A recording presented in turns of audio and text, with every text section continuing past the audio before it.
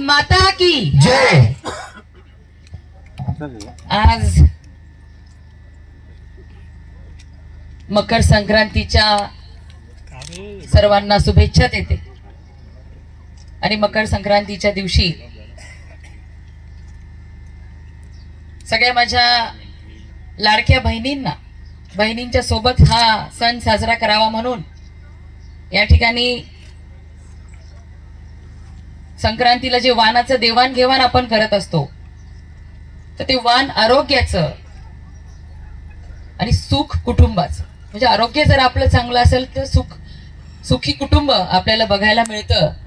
म्हणून आज आपल्या जामसर येथे ह्या आरोग्य शिबिराचं आयोजन करण्यात आलेलं आहे आणि यासाठी उपस्थित जे स्वतः एक डॉक्टर आहेत आणि ज्यांनी निश्चय केलेला आहे की माझ्या लोकसभा मतदारसंघातल्या क्षेत्रात आरोग्य सेवा ही उत्तम मी करणार, हा निश्चय निर्धार ज्यांनी केलेला आहे ते आपले खासदार आदरणीय डॉक्टर हेमंत विष्णू सावराजी, या ठिकाणी उपस्थित आपले आमदार हरिश्चंद्र भोयेजी, आकाश निकमजी, आमचे भारतीय जनता पार्टीचे जिल्हा अध्यक्ष भरतभाई राजपूतजी, पंकजी गोरे, संदेश ढोनेजी, संदीप पावडेजी, विजया लहारेजी, दिलीप पाडवीजी, सुरेखाताई, भानुदास पालवेजी, ज्योती भोयेजी,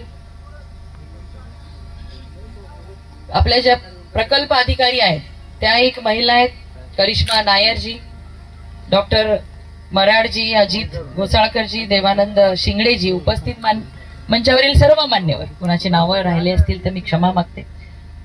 या परिसरातील सर्व आरोग्य अधिकारी, कर्मचारी आणि मोठ्या संख्येने जमलेल्या आमच्या सगळ्या लाडक्या बहिणींना, खरं तर राज्यमंत्री पदाचा पदभार स्वीकारल्यानंतर हा माझा पहिलाच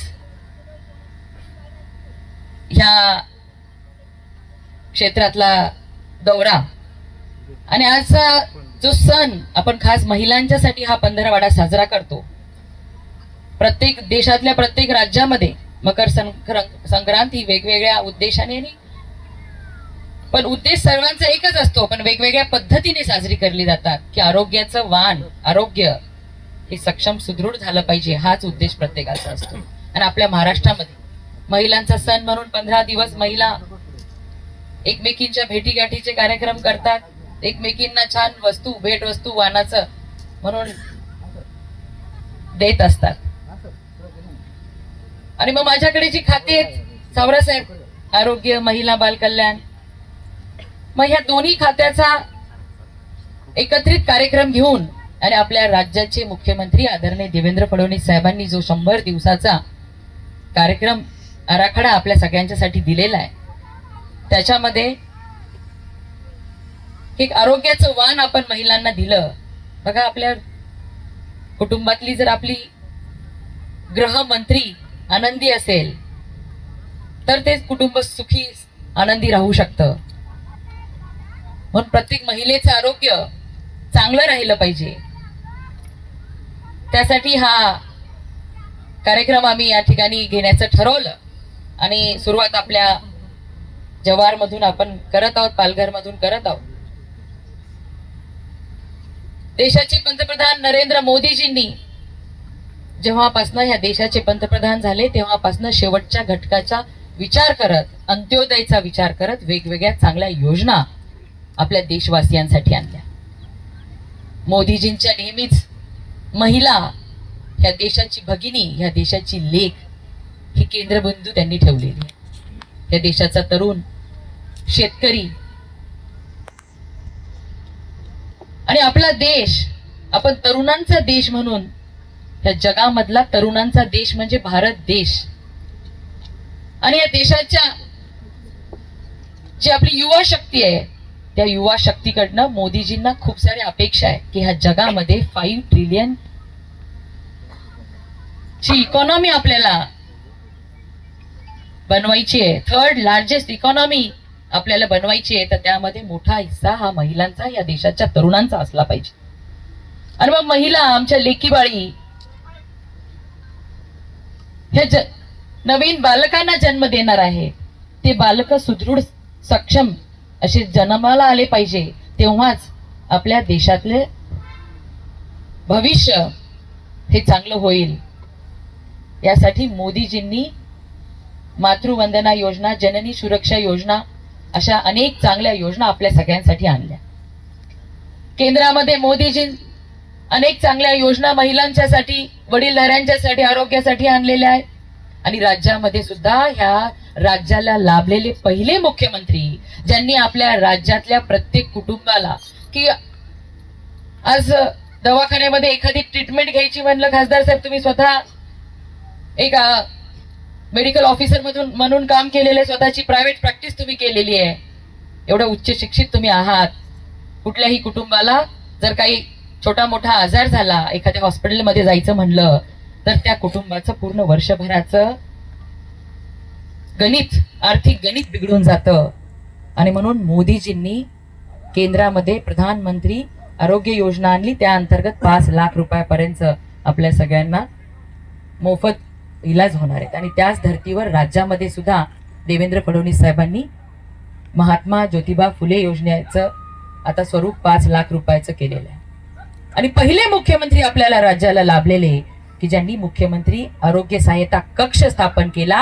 आणि त्यांच्या पहिल्या मुख्यमंत्री पदाच्या कार्यकाळामध्ये 2014 ते 2019 मध्ये लाखोंच्या संख्येने कुटुंबांना मदत झाली. मग 2 लाख लागेल, 20 लाख लागेल, 30 लाख लागेल, त्या कुटुंबातल्या व्यक्तीला जर एखादा अडीअडचणीमध्ये असेल, मोठ्या हॉस्पिटलमध्ये त्याला तेवढा खर्च देण्याचं काम हे देवेंद्र फडणवीस साहेबांच्या दूरदृष्टीमुळे झालंय. आणि एवढं संवेदनशील नेतृत्व आपल्याला लाभलेलं आहे. आणि त्या नेतृत्वाने ह्या राज्यातल्या सगळ्या लाडक्या बहिणी केलेल्या आहे. आणि या बहिणींचं सुद्धा भरतबाई लाडका भाऊ म्हणजे आपला देवा भाऊ झालेला आहे. आणि मग अशा नेतृत्वामध्ये काम करत असताना त्यांची कार्यकर्ती म्हणून त्यांच्या अपेक्षा, की शेवटच्या माझ्या या राज्यातल्या बहिणीपर्यंत उत्तम आरोग्य सुविधा पोहोचल्या पाहिजे, यासाठी हा छोटासा प्रयत्न आहे. बघा, मुख्यमंत्री कार्यालय परत सुरू झालेलं आहे, मोठ्या जोमाने सुरू झालेलं आहे. आणि त्याला काही लिमिट नाहीये. आपल्याला कुठलेही प्रायव्हेट हॉस्पिटलमध्ये अगर एखादी देव ना करो कुणाच्या कुटुंबामध्ये असं काही घटना होऊ नये, पण कितीही मोठी जर बिल होणार असेल तर त्याच्यासाठी सहाय्यता करायला आपले मुख्यमंत्री, आपले देवाभाऊ त्या ठिकाणी उभे आहेत. खूप चांगल्या योजना केंद्र आणि राज्य सरकार मिळून आपल्यासाठी घेऊन आलेले आहे. पण बघतो ह्या मागच्या महिन्यामध्येच आपल्या जिल्ह्यामध्ये काही मातांचा मृत्यू या ठिकाणी झालेला आहे. मग खासदार साहेब, आम्ही आता येताना 1-2 तास आम्ही चर्चा केली, तर त्याला अनेक कारण आहेत. या ठिकाणी आपली सीओ साहेब आहेत, जिल्हा परिषदचे, तुमची सगळी यंत्रणा, आरोग्य यंत्रणा जास्त अंगणवाडीमध्ये येणाऱ्या मुलाबाळांच्या आणि आपल्या गरोदर मातांची काळजी करत असतात. तरी देखील कुठेतरी काही आपल्या पत्रकार बंधू सुद्धा इथे आहेत, मला त्यांना सुद्धा आवाहन करायचे, की ज्या काही सेवाभावी संस्था असतात, जी काही डॉक्टर मंडळी, प्रायव्हेट प्रॅक्टिस करणारी डॉक्टर मंडळी स्वतःहून काही गोष्टी करायला पुढे येतात, त्यांना आपण त्यांचं काम आपण जगासमोर आणलं पाहिजे, त्यांचं कौतुक केलं पाहिजे, त्यांच्या पाठीवर कौतुकाची थाप दिली, तर त्यांना आणखीन प्रोत्साहन मिळेल आणि आणखीन जोमाने ते काम करतील. या ठिकाणी नायर मॅडम आहेत, त्यांनाही मला विनंती करायची आहे, की एवढ्या चांगल्या योजना केंद्र आणि राज्य सरकार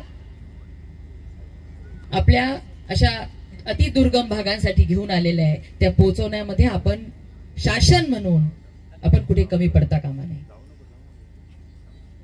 आजची आपली राज्य सरकारने धोरण आखले ह्या 100 दिवसाचं, की आपल्याला प्रत्येक पीएससी ह्या स्मार्ट पीएससी करायच्या. ही आपली जामसरची पीएससी तर खासदार साहेब कौतुक करत होते, की खूप चांगल्या पद्धतीने त्या पीएससी मध्ये काम होतं. पण एवढंच नाही, तर जेवढ्या केवढ्या प्राथमिक आरोग्य केंद्र इथे असतील, उपकेंद्र इथे असतील, ते अत्यंत उत्तम दर्जाचे झाले पाहिजे. आताच भाषणामध्ये खासदार आमदार साहेबांनी सांगितलं डॉक्टरांची कमी आहे, तर आपलं राज्य सरकार सुद्धा हे डॉक्टरांची आपली जी काही कमतरता आहे, जी काही आपल्या आरोग्य स्टाफची कमतरता आहे, ती सुद्धा लवकरच भरण्याचं आपलं प्लॅनिंग झालेलं आहे. त्यामुळे आपल्याला डॉक्टर सुद्धा मोठ्या संख्येने इथे मिळतील.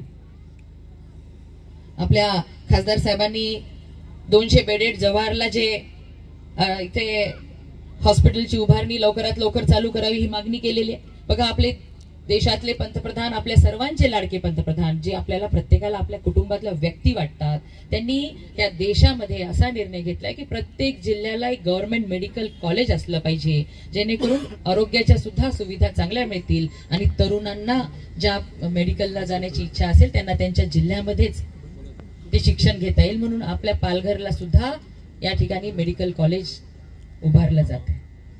असं प्रत्येक जिल्ह्यामध्ये आरोग्याच्या उत्तम सुविधा देण्याचं योजना ही केंद्र आणि राज्य सरकारनी आखलेली आहे, पण त्याचं इम्प्लिमेंटेशन झालं पाहिजे. आणि ज्या पद्धतीने खासदार साहेबांनी या ठिकाणी प्रस्ताव मांडलेला आहे की जे अशा अति दुर्गम भागामध्ये आरोग्य सेवा देतात त्या अधिकाऱ्यांना, त्या डॉक्टर्सला एक विशेष काहीतरी मानधन दिलं पाहिजे किंवा विशेष त्याचा दर्जा दिला पाहिजे. निश्चितच ही आपली जी संकल्पना आहे ती आदरणीय मुख्यमंत्री देवेंद्र फडणवीस साहेबांच्या समोर मांडते आणि लवकरच तो निर्णय सुद्धा की अशा दुर्गम भागामध्ये काम करणाऱ्या अधिकाऱ्यांना निश्चित एक वेगळं त्यांची ओळख झाली पाहिजे आणि वेगळं काहीतरी त्यांचं महत्व त्यांना सुद्धा की अरे आपण समाजासाठी चांगलं काम करतोय ह्या भावनेने त्यांनी पण काम केलं पाहिजे. यासाठी त्यांना सुद्धा प्रोत्साहन आपलं सरकारकडून दिलं जाईल, त्यांची सुद्धा दखल घेतली जाईल चांगलं काम करणाऱ्यांची. आज हा आमदार साहेबांनी या ठिकाणी दिलंय की ब्लड स्टोरेज युनिट उभारले पाहिजे. जे काही मागण्या खासदार साहेब आपण केल्यात, आमदार साहेब आपण केल्यात, त्या मागण्यांना मी स्वतः जातीने लक्ष देईन आणि पूर्ण करून घेण्याचा शब्द तुम्हाला देते. या ठिकाणी तुम्ही माता मृत्यू आणि बाल मृत्यू टाळण्यासाठी वुमन्स हॉस्पिटलची स्थापना ही खूप महत्वाची गोष्ट आपण इथे मागलेली आहे आणि निश्चित मी आपल्या यंत्रणेला विनंती करते की आपण लवकरच प्रस्ताव सरकारकडे पाठवावा आणि त्याच्यासाठी पाठपुरावा करून मंजुरी देण्याचा शब्द मी आपल्याला राज्याचे आरोग्य मंत्री म्हणून या ठिकाणी देते की यापुढे आपल्या ह्या परिसरामध्ये माता मृत्यू बाल मृत्यू झाले नाही पाहिजे. याच्यासाठी आपल्याला काहीतरी ठोस कार्यक्रम आखला पाहिजे. खासदार साहेबांचं आमच्या जिल्हाध्यक्ष भरतभाईंचं यासाठी बोलणं झालेले. आमच्या वैद्यकीय आघाडी सुद्धा इथं असते, चांगल्या पद्धतीने त्यांचं सुद्धा काम चालू असतं.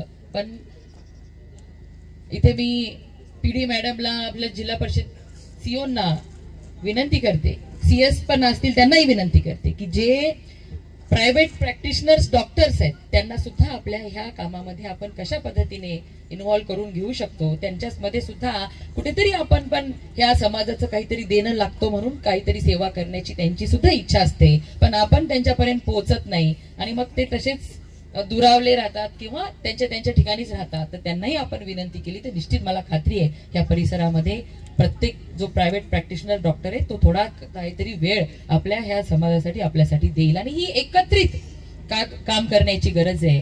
ज्या काही चांगल्या योजना आहेत त्या शेवटच्या व्यक्तीपर्यंत पोहोचवण्याची गरज आहे. आता मला खासदार साहेबांच्याकडनं कळलं की स्थलांतर मोठ्या प्रमाणामध्ये होतं आणि मग जी काही गरोदर माता असते तिला जो काही शेड्यूल दिलेला आहे बघा, आपल्या मातेच्या खात्यामध्ये पैसे टाकण्याचं काम सुद्धा आता मला माहिती आहे. अनेक या ठिकाणी काही पुरुष मंडळी आम्ही आता महिला आहेत, बऱ्याच जणींची जर लेक गरोदर असेल तर तिला वाटतं माझ्या लेकीला काहीतरी चांगलं चुंगलं खायला प्यायला आपण पाठवलं पाहिजे, पण तिच्या संसाराच्या व्यापामध्ये ती पाठवू शकत नाही. पण ह्या देशाच्या पंतप्रधानांनी या देशातल्या प्रत्येक गरोदर लेकीची काळजी त्या कुटुंबातला प्रमुख व्यक्ती असल्याप्रमाणे करतात, त्यांच्या खात्यामध्ये पैसे सुद्धा मोदीजी पाठवतात. मग एवढं काळजी करणारं केंद्रातलं आणि राज्यातलं सरकार आहे तरी देखील आपण कुठे कमी पडतो. तर हे स्थलांतरित जे काही गरोदर माता होतात त्यांचं ट्रॅकिंग आपण केलं पाहिजे. त्यांना टेलिफोन मेडिसिन, आपण टेलिफोनिक मेडिसिनची योजना चालू केलेली आहे, त्याच्या माध्यमातून त्यांच्यावरती लक्ष दिलं पाहिजे. या सगळ्या गोष्टी व्यवस्थित होण्यासाठी आजचं हे जे शिबिर आहे, हे शिबिरामध्ये आपण सगळ्या जणिकेच्या तपासणी करणार नाही. तर नुसतं शिबिर झालं, औषध गोळ्या मिळाले झालं, तसं नाही. त्या प्रत्येकीची नोंद इथले घेतली जाणार आहे आणि मी जातीने लक्ष देईल की या शिबिरामध्ये आलेल्या माझ्या प्रत्येक बहिणीची जी काही छोटी मोठी अडचण आहे ती दूर झाली की नाही ह्यासाठी मी स्वतः जातीने लक्ष देईल. आणि एक चांगली व्यवस्था खासदार साहेब, आम्ही भारतीय जनता पार्टी आम्ही सगळेजण मिळून आपल्या जिल्ह्यामध्ये उभी करण्याचा आजच्या ह्या दिवसापासून आम्ही मानस घेतलेला आहे की यापुढे आपल्या गरोदर मातांचा मृत्यू झाला नाही पाहिजे आणि कुपोषणाचं प्रमाण सुद्धा दर महिन्याला कमी झालं पाहिजे. आणि जो नारा मोदीजींनी दिलेला आहे की टीबी मुक्त भारत आणि आपल्याला सुद्धा टीबी मुक्त महाराष्ट्र करण्याचा नारा आपण सर्वांनी घेतलेला आहे. अनेमिया च्या बऱ्याचशा आपल्या महिला भगिनी, तुम्ही सांगितलं ब्लड बँकची गरज पडते, तर त्या सुद्धा अनेमिक ज्या काही आपल्या महिला भगिनी त्या सुद्धा अनेमिक राहिल्या नाही पाहिजे, याच्यासाठी सुद्धा आपल्याला काम करायचं आहे. आणि ते करण्यासाठीचा हा आजचा पहिला प्रोग्राम आहे की या नुसता आजचा आरोग्य शिबिर झालं आणि आपला कार्यक्रम झाला अशातला प्रकार नाही. भारतीय जनता पार्टी नेहमीच एक कुटुंब म्हणून काम करत आलेली आहे आणि त्यांच्या आम्ही कार्यकर्ते म्हणून आपल्या सर्वांच्या सोबत एका कुटुंबाप्रमाणे आपली सगळ्यांची काळजी घेण्यासाठी कटिबद्ध आहोत. आजच्या या कार्यक्रमाच्या व्यवस्थेसाठी खास करून आपल्या भारतीय जनता पार्टीचे किसान मोर्चाचे माझे सहकारी जे परभणीहून 2 दिवस पासून इथे आहेत, रंगनाथजी सोळंके, ह्या शिबिराला यशस्वी करण्यासाठी त्यांना ज्यांनी सहकार्य केलं ते डॉक्टर सोळंकेजी, डॉक्टर किरण पाटील व सगळेच पीएससीतील टीमचं मी मनापासून आभार मानते. पण आजचा कार्यक्रम झाला, आपण मोकळे झालेलो नाही. कारण की कार्यक्रम झाल्यानंतर जेवढ्या आज आपल्या आरोग्य शिबिरामध्ये महिलांची नोंद होईल, त्यांना काय अडचणी होत्या, आपण त्यांच्यावरती काय ट्रीटमेंट दिलेली आहे आणि नंतर 3 महिन्यानंतर त्यांना परत एकदा त्यांचा फॉलोअप आपण घेणार आहोत आणि त्यांना त्यांच्या जी काही छोटी मोठी व्याधी होती त्यापासून त्यांचं त्या त्रासापासून मुक्ती झाली की नाही ह्याचं ट्रॅकिंग आपल्याला ठेवायचं आहे. आणि यापुढे खासदार साहेब, आमदार साहेब आणि आपले अध्यक्ष सुद्धा, मी सगळ्यांना विश्वास देऊ इच्छिते की एवढ्या चांगल्या पद्धतीने आपण केंद्रातल्या आपल्या नेतृत्वामध्ये आणि राज्यामध्ये सुद्धा आदरणीय देवेंद्र फडणवीस साहेबांच्या नेतृत्वात काम करतोय. आपल्या ह्या परिसरामध्ये परत आरोग्याच्या कुठल्या योजना किंवा आरोग्याची कुठली यंत्रणा यांच्यापर्यंत पोहोचली नाही म्हणून काही मृत्यू झाले अशी घटना परत आपल्याला ऐकायला मिळू नये अशा पद्धतीचं काम आपण उभं करूया. आणि ज्या काही मागण्या आपण दोघांनी माझ्याकडे केलेल्या आहेत त्या मागण्या पूर्ण करण्यासाठी मी जातीने लक्ष देईल हा शब्द तुम्हाला इथं देते. आणि परत एकदा मकर संक्रांतीच्या आपल्या सगळ्यांना शुभेच्छा देते आणि उत्तम आरोग्याच्या शुभेच्छा देते. थांबते. धन्यवाद. जय हिंद, जय महाराष्ट्र.